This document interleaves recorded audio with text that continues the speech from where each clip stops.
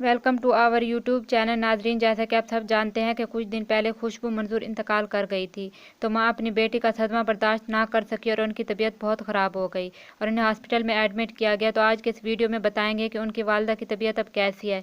तो वीडियो को मुकम्मल वॉच कीजिएगा और अगर आप हमारे चैनल पर न्यू हैं तो चैनल को सब्सक्राइब कर लें और साथ लगे बेल आइकन को प्रेस कर दें ताकि इस तरह के लेटेस्ट अपडेट आपको नोटिफिकेशन के जरिए मिल सके। तो नाजरीन, आपको बताते चलें कि खुशबू मंजूर आज़ाद कश्मीर से बिलोंग करती थी और बांग्लादेश में डॉक्टर बनने के लिए गई हुई थी। तो वहाँ हॉस्टल में उनका इंतकाल हो गया। उनके इस दुनिया से चले जाने के बाद उनकी वालदा की तबीयत बहुत ख़राब हो गई क्योंकि वो ये सदमा बर्दाश्त नहीं कर सकी।